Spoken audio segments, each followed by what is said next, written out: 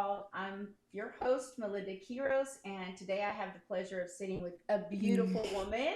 Her name is Brenda Brotherton, and she's going to share a little bit about the seasons that she's walked through. My whole goal for this podcast was that it would create a space for other women to just get some insight, some information, some encouragement, some wisdom from other women who have walked through hard seasons, because I feel what you can take from someone else's story, you can apply that and maybe help you walk through or journey through what you're going through right now. Tell us a little bit about Brenda Brotherton. Okay, well, I am 52. I am a mother, a teacher, a business owner. Um, Two of those, obviously, by choice.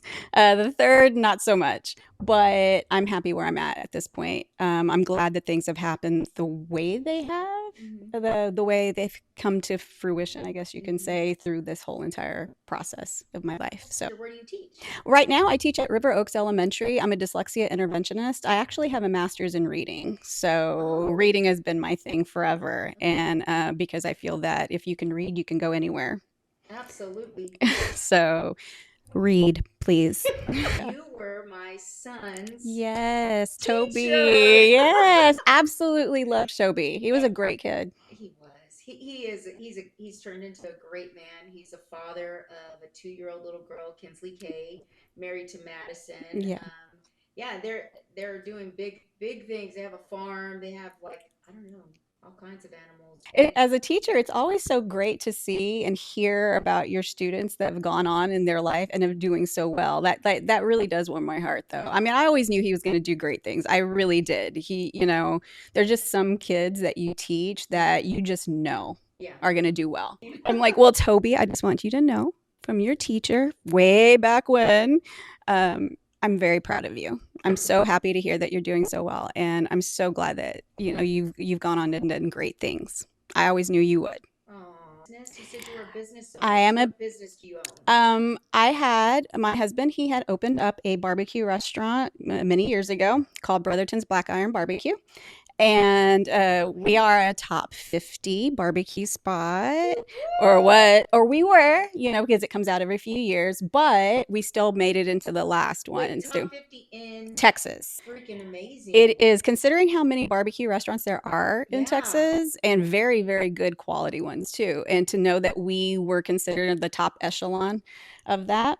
Um, John was actually considered, they called him the mayor of Texas barbecue because of Wow. the things that he did within the barbecue community. He actually brought everybody together. And we need to be friendly with each other, and we need to feed off of each other and help each other out. And when it's the best way to do this, just to go and get to know these people. So Yeah. that was his thing. Like, we did the top 50 list 3 times. Like, we traveled all through Texas, and in the end, we've gone across. We actually have one in Australia. Wow. That's called Black Iron Barbecue Perth in Perth, Australia. That just opened up this year, Are you which we serious? were actually going to go and open it up before his passing. We were planning to go and do that, to open up a barbecue restaurant in Australia, partner up with our friend in Australia. And Wow. they continued it on with our blessing, obviously. Yeah. 2 years later, they opened it up. Let me guess. You're going to retire and move to Australia. I've thought about that. I'm not even gonna lie. I'm not even gonna lie about that. But no, I couldn't do that. Not with Braden being here. That's your son, Yes, right? my son. Yeah, Okay. he has a theater degree, but he uses it at the restaurant. Right now, he's working at the restaurant. He's taken that on. It was not something he really wanted to do, Mm-hmm. obviously, because Yeah. he was like, I have a theater degree. I want to be an actor. And I was like, okay, do you realize how hard that is? He's a really good actor. I'm going to plug Really? him a You little got bit. to He's a plug really us good actor. He can sing and he can dance too, which, in. I like to see he gets from me. But he kind of goes, Mom, this is where I can take what I do and still use it here. Mm-hmm. And being personable with the customers and things like that. Right. And so he does all of our, like, whenever we do go on television or anything like that, he's our face. That's good. Let's get into, I guess, what we're going to talk about Okay. today. Okay.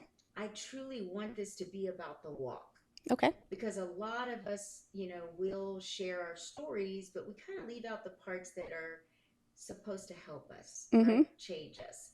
And that sometimes is not the fun part to talk about, but I think that's the necessary piece that helps another woman watching or listening.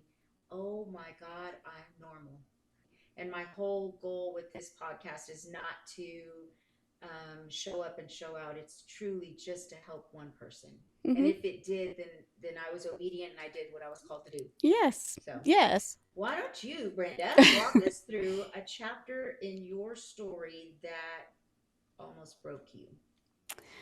I would have to say that would be the death of my husband. I mean, I had cancer as well. I had thyroid cancer, and that just kind of threw everything off a little bit.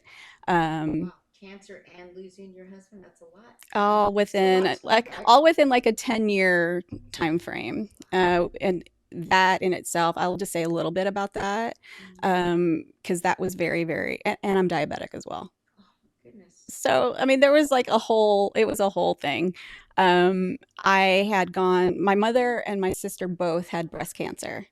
Well, and we all got cancer within 6 months of each other, like literally to the days. Like my sister found out that she had breast cancer. I found out I had thyroid cancer, and then my mom found out she had breast cancer. And both of them had a mastectomy. And so they are completely no problems at all. Praise God. Yes, yes. And I am as well. Like I happened to catch mine completely early too. Mine started out with a lump in my neck. I had gone in to, have my mammogram and all that stuff and check up with my doctor. And I said, oh yeah, right before I was leaving, I said, oh yeah, I have this lump in my neck. What do you think it is? And he goes, oh, it's just a cyst. But let's go to ENT. He can look it up. When the ENT is like, yeah, I think it's just, a thyroglossal cyst. Everything should be fine. It's up to you if you want to have it removed or not. And I'm like, let's just have it removed. Yeah. Well, I went in to have the surgery done. And whenever he cut it open, the cyst itself, he recognized that the color and consistency was something that seemed cancerous to him and other patients that he had seen. So he tested it, and it came back as thyroid cancer. But it was nowhere near my thyroid. Really? Yeah. Yeah. And it was a pretty massive size lump. No, it just kind of make everybody think. It just so happened that one day I just kind of like, oh, that's weird. That's just a lump, and whatever. It was pretty big. It was about like that. Wow. Like about that big. And I remember waking up after the surgery, and he's like, oh yeah, by the way, I think you might have cancer. He goes, we'll find out in a couple of days. And he called me back. He goes, yes, it's thyroid cancer, papillary cancer, which, I mean, in the grand scheme of things, it's not something that's way, way at the top, but it's still cancer. I was calm, honestly, again, which was another interesting thing for me because I'm never calm about anything, never have been. And you're Latina, right? Very Latina. So yes. So yeah, we are never calm about anything. But I was like, okay, well, what can I do? What do I do? And he goes, well, let's look at your neck pictures again, or your like x-rays, your things or scans again. And he goes, so we can see exactly where this is at. And I'm like, okay. And he goes, I don't see anything on the scan. And he goes, so we can do two things. He goes, one, we can go with a half of a thyroid, where they take half your thyroid and hope that it's like and think it's in there. Yeah. He goes, or we can do the entire thing. And I'm like, well, let's do the entire thing. Because if you can't see it anywhere, how do you know if you're going to get the right side? Right. Wherever it's at. They found some cells, or the little cyst within my thyroid, hidden way back within my thyroid. Yeah. Wow. And he goes, you're lucky that you decided to do that, because that could have grown for I would have gone without knowing forever, and it could have gotten so bad that it could have honestly killed me. It worked out in its end. I had radiation treatment, which that in itself, I prefer that. I wouldn't say do anything else, but I had to stay sequestered in my room without anything around me or anybody around me for 10 days. But that, I think, kind of set in motion a lot of things.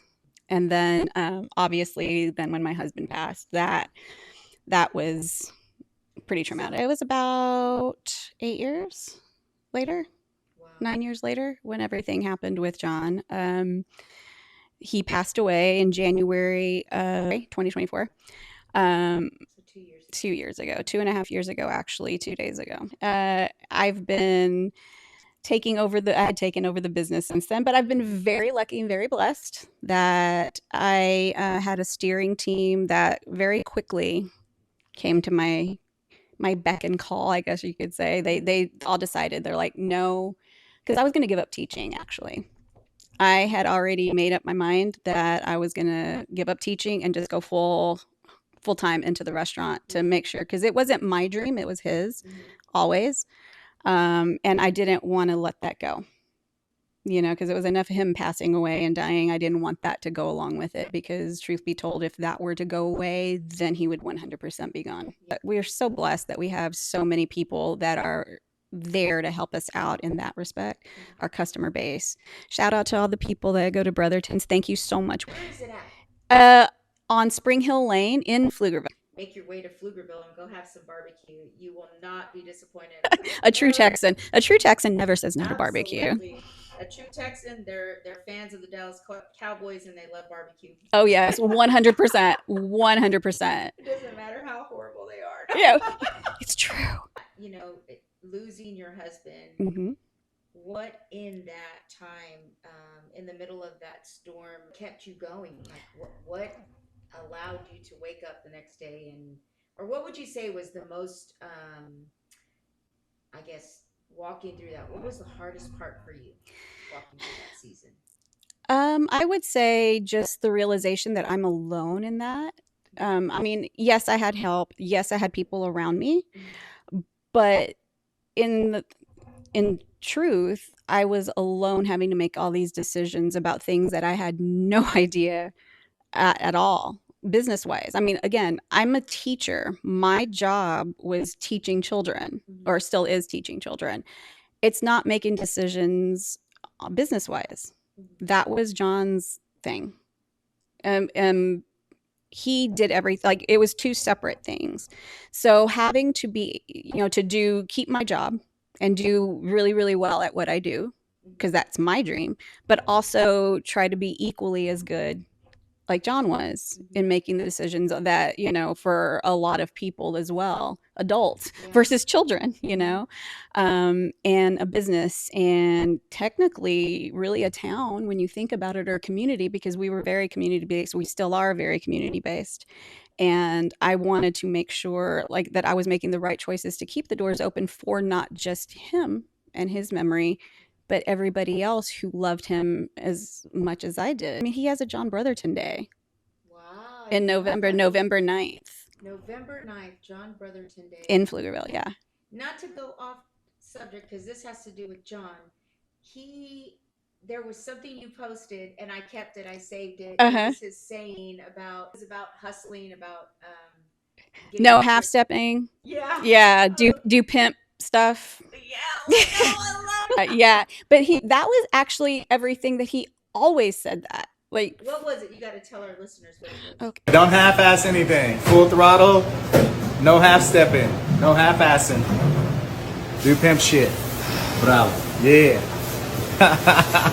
So, and actually, we had some hats made that said "Do pimp shit," and whenever I do festivals and stuff like that, I always wear that, and people always ask me, "Where do you get that?" I need to have merch. We have one that says "Show up late, lose weight." That's another one that he had, because people were like, "Oh, you don't have enough food, or anything like that." And he's like, "Well, you showed up late. You're losing some weight." I don't know what to tell you. We have actually say the JMFB shirts, and then we have the show up late, lose weight. And we do have merch at the restaurant too, by the way. Go and get yourself a t-shirt. And go get a shirt. Yeah, definitely. The JMFBs, obviously it was hashtag JMFB, came about after he passed away, because he actually would say, again, you can only imagine what the MF stands for.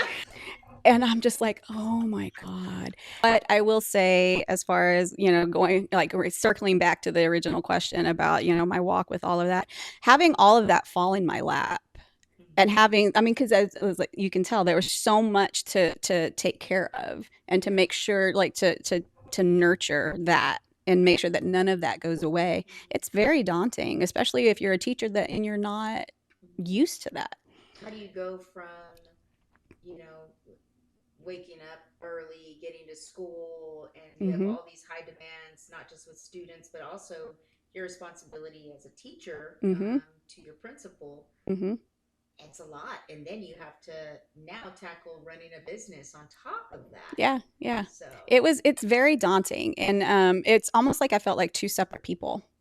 I would come home and I'm like, okay, well, these are the decisions that I have to make. Like, what do I do here? I have no idea how to get ready for a festival. I always just got in the truck and went.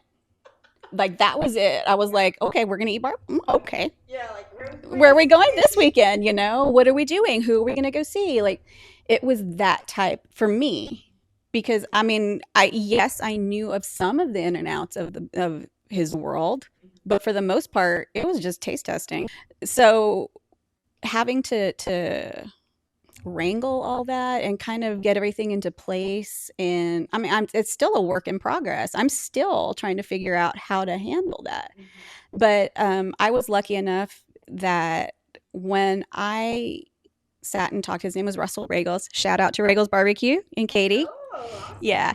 And Misty. They came in and they said, look, we're going to help you with this. We know how to do this. We know what to do. What a blessing. And I said, well, I'm going to give up my teaching career. I'm going to do this. And you're going to show me. You're going to take me under your wing. And they're like, the hell you are. Like, no, that's not happening. That's not happening. You are a teacher. You stay there. This is what you're meant to do.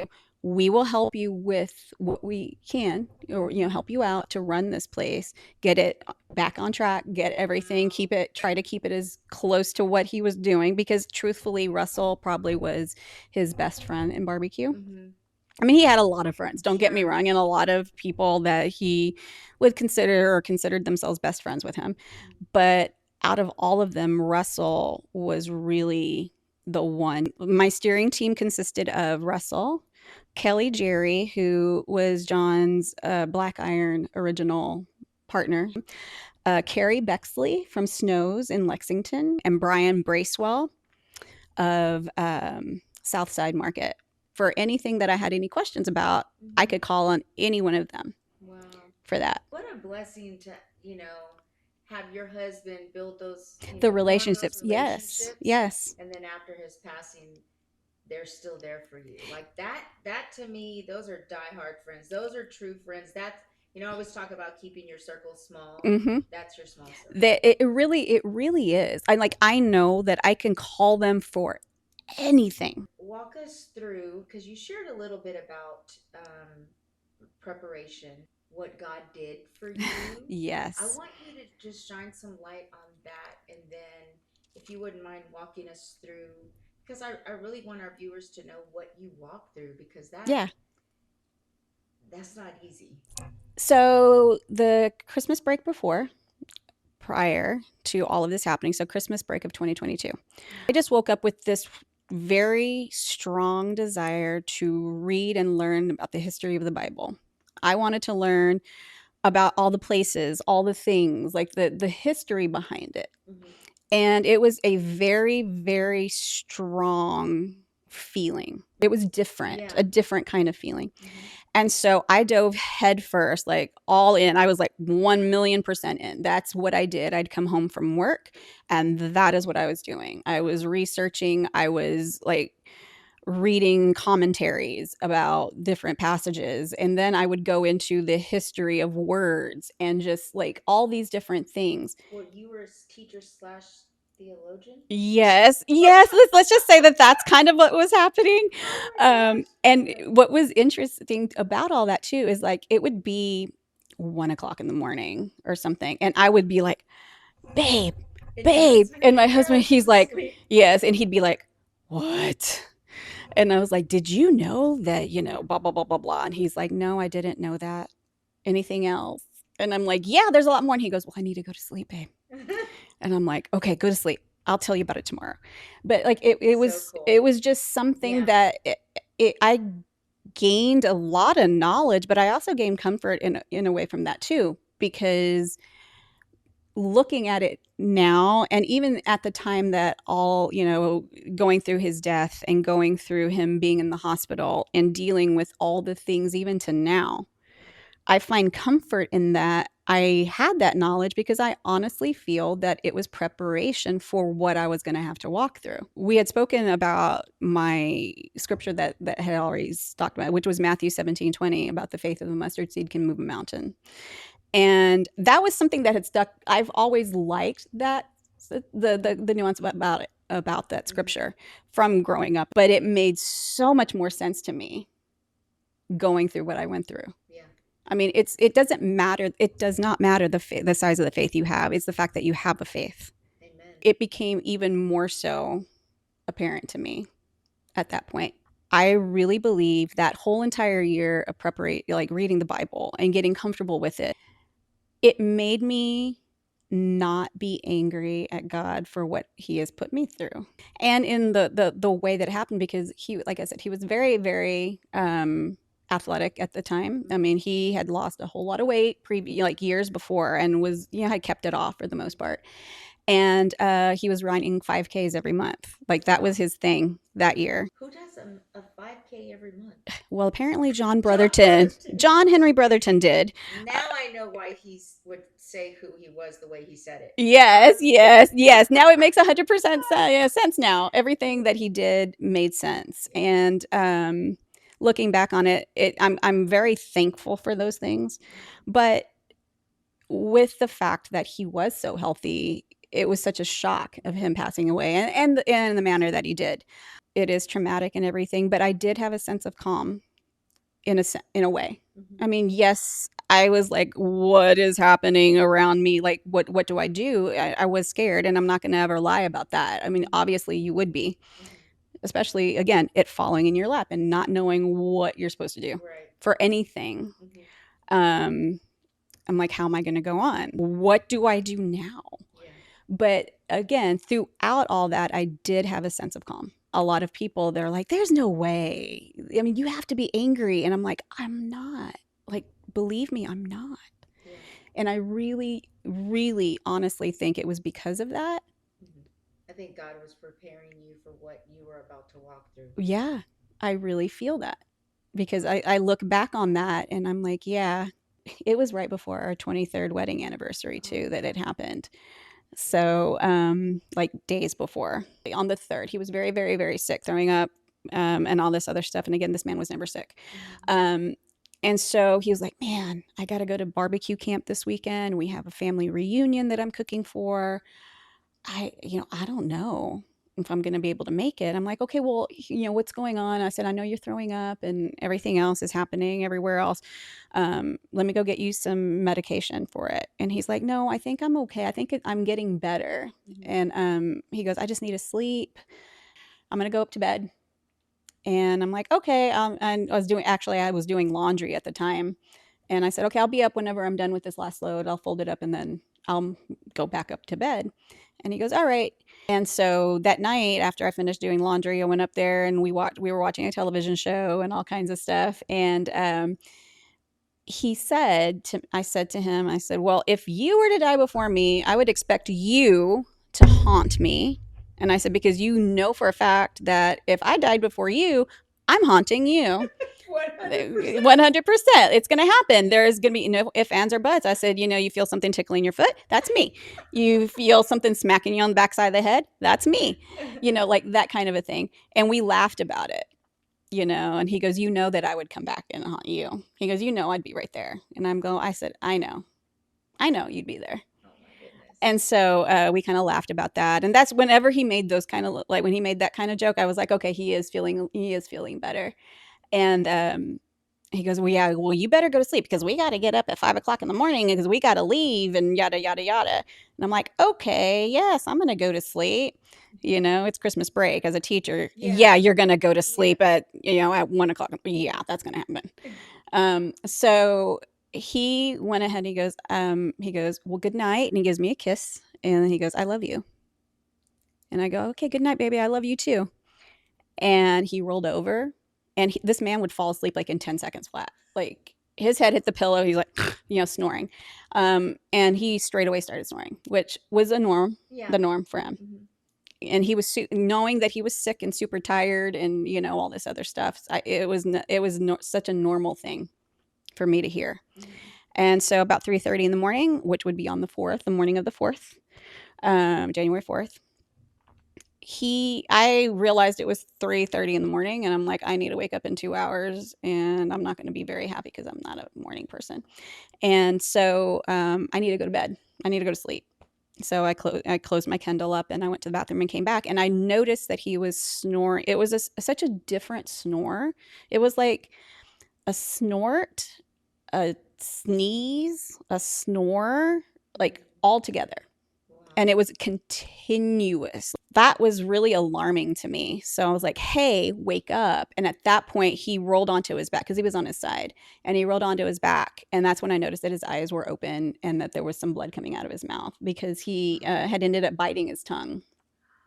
And so that, so hard that his mouth, he was bleeding. But he came to a little bit. Like there was a realization that he woke up from whatever was going on. And then he realized something was going on. Like he couldn't catch his breath. Like he couldn't breathe. And I was like, what's happening? And the one thing he did do, and this was probably the last conscious thing that he did, was he did this with his arm. Like he went like this. But given the situation and what happened afterwards, it's kind of hard to tell if it was a seizure reaction or if it was truly him consciously telling me my heart. Because then everything kind of happened forward. I still don't remember a lot of things. I mean, I'm remembering things slowly, like little bitty things, like bits and pieces of it and flashes. But it's still has not pieced together 100% for me. Obviously, I freaked out and called 911, and they're like, well, you need to get him on the floor. And that's when he first stopped breathing. And that's when I saw the light go out of his eyes. And I don't wish that on anybody. That is very difficult and to deal with. And I still sometimes have dreams about that. Yeah. I'm not gonna lie, I do. But I do not wish that on anybody ever, to have to see that.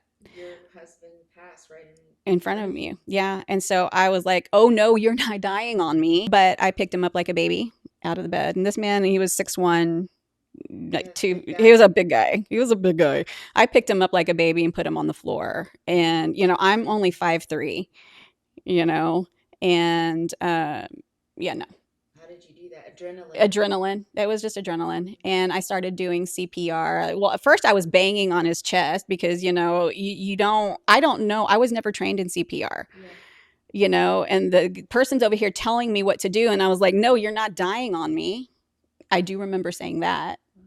And I gave him started doing CPR, and he came back. Like I brought him back, and I could see like at one point, like, because you literally see the light go out, and that's the only way that I can describe that, is seeing a light go out in their eyes when they pass. What do you mean by that? You know how like whenever you look at somebody and you can tell that they're there and they're alive, then they're paying attention to you, and that they're focused on, whatever. You see it like it's just this distance. You see it go out. It's like a candle flickering. Whenever a candle dies, that is what happens in the eye. And he breathed out like almost like it was his last breath. Yeah. And so that freaked me out, and I was like, oh, again, and I started doing continued CPR. And at that point, that's when the police showed up, but they refused to open the door, wouldn't open. I'm like, I'm the owner of the house. Tell them to open the door, break it down. I don't care. I don't want to stop. And they wouldn't do it. So I had to run downstairs and open the door and come back up. And, in hindsight, I mean, there could have been sleep apnea. There could have been, potassium drainage because of him being as sick as he was and losing as much as he did from his vomiting. And it was very bad. So you do that, you're depleted, obviously. But they brought him, by that time, the EMTs came up and they apparently, they brought him back with the paddles and the adrenaline shots. And then we went to the ER. Apparently, I called, our manager at the time, and I don't remember doing that from the ambulance. There's a lot of things, again, that I do not remember. But I do remember a lot of the hospital, though. And again, there was still that sense of calm. People, they're like, well, it's because you were in shock. And I'm like, well, probably. But even when you're in shock, you're not calm. Yeah. I was calm. Like, I have that that sense of being calm. Yeah. It's I don't know how to explain it other than because of all the preparation. I was just going to say that's the only thing. It's just tying back to a year prior when God was preparing you. Yeah. For that. For the season you walked through with the passing. Yeah. Mm-hmm. And when it happened, luckily I had, like I said, the people around me. I had my family come in. I had, we had friends there.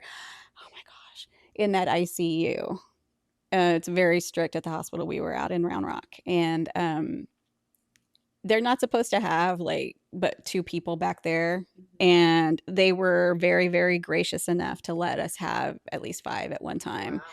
And we had everybody in barbecue to come in, and that whole entire, people were bringing food. It was like a party atmosphere. And I'm not saying that lightly. We had at least 40 people in that ICU at all times. Wow. And it was like a revolving door of people coming in to say their goodbyes and to come and see him. I guess it was the 12th when we found out that there really was no hope whatsoever. I mean, he was pretty much brain dead. He never regained consciousness from the time on our bedroom floor. There was just nothing. And so he did have his eyes flutter open and, things like that. And he would have these tremors. And one of the things that they had hooked up to his head was this brain thing. They had all these nodules attached to his head. And it was constantly monitoring his brain activity.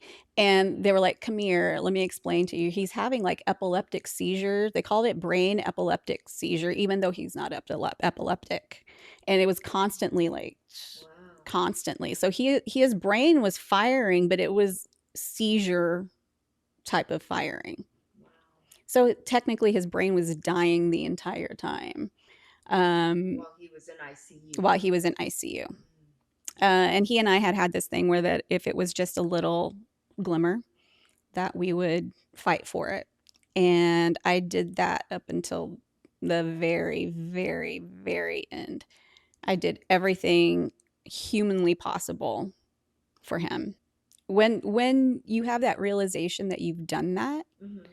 and you have done everything, that there is nothing left to do, nothing, you tend to accept it. Mm-hmm. And okay, I have to move on. One of my questions, because I know what I walked through, and just the loss and identity crisis. But what do you feel like you lost during that season? I did feel like I lost a part of myself, though. Really? I can't lie about that either, because I was my identity, when you're married to somebody, obviously, I mean, mm-hmm. when you're married to somebody, you become, it's you are a couple, your identities entwine.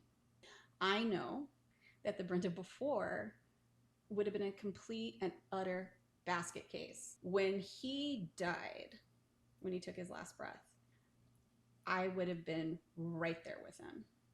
And in a sense, the old Brenda did. Mm-hmm. Mm-hmm. And the new Brenda was born. And it was okay, what do I do now? What's my next step? Right. And I think a lot of people, what happens in situations like that, they just stop. Yeah. And they wait. They're like, okay, God, when are you going to show up? What do I do next? Right. My mentality through the cancer, through this, has always been, okay, what's my next step? Mm-hmm. What do I have to do? And I really think it's because of the preparation that I was able to even have the mindset to do that. Yeah. But there is just something I do want to say about him. about all of that. Whenever he did pass, he was a donor. And whenever, it came to the point where we realized that there was nothing that we could do, they came in and they're like, okay, well, he donated everything. Like, he checked all the boxes. And they showed me, like, they actually, like, I guess they carry the paperwork with them in case people are like, no way, no, that didn't happen. JMFB. Yeah. And I was like, oh my gosh. But that's, I couldn't, like, he was no half step in. And I was like, okay, yeah, like this is what we're gonna do. And so throughout the whole process, they explained to you what happens. Yeah. So his mother and I went in with him, and they said, okay, there are a couple of things that can happen. When we take his ventilator out, it can happen in 2 seconds. It can happen in 2 minutes. But you have 2 hours. If he does not expire in 2 hours, then none of his organs are viable. And so this was on the 12th, mind you. So I was like, okay, let's do this, because I know that this is what he wanted.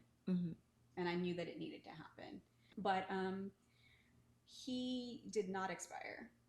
He went past the 2-hour mark. John. He's like, and it was like, there's this number that they tell you, like he was just, I was like, seriously? From what you've shared about John, I'm just like, that's John. Yes. Like, this man was stubborn. There was actually 3 patients that were going to take his lungs, his liver, and his kidneys. Wow. And so they had people waiting. Oh, wow. On the operation tables, waiting for his organs. Oh, are you serious? Yeah. And like, they had the entire, like, when you go back there, they have teams like ready to go. And as soon as they take their last breath, then they usher you out so that they can immediately begin the surgery to remove the organ. Wow. And so we're sitting there. I had a playlist for him, all his favorite music that they allowed us to play while all this is going on, because I didn't want him to go out without his favorite music. And so we had it playing, and it played through for the whole entire 2 hours. And I mean, he fought. Like, he fought. Oh my gosh. And I'm just sitting here. I'm like, I remember specifically telling him, like, as I was at his head and his mom was holding his hand, and I was like, it's okay. Because I was looking at him and I'm feeling that he's suffering or something, because he was fighting so hard. And so when it got down to 0, 0, 0, they all just kind of looked at me, and I'm like, I felt bad, even though he was, I mean, because he's still, because he wasn't able to give what he wanted to. So he didn't pass, and they couldn't take his organs. He didn't pass, so they couldn't take his organs. This man lived for 3 more days. And on the 15th at 12 o'clock, exactly on the dot, like literally 12:00, he passed on his own. I want people to know that, yeah, it does happen, and that it will be, albeit it's different for different people, timing and things like that. You're going to be okay with it, and it's okay to feel sad about it, and it's okay to think about it. Absolutely. To know there are people out there that have dealt with it. Yeah. And have come out the other side a stronger person because of it. Yeah.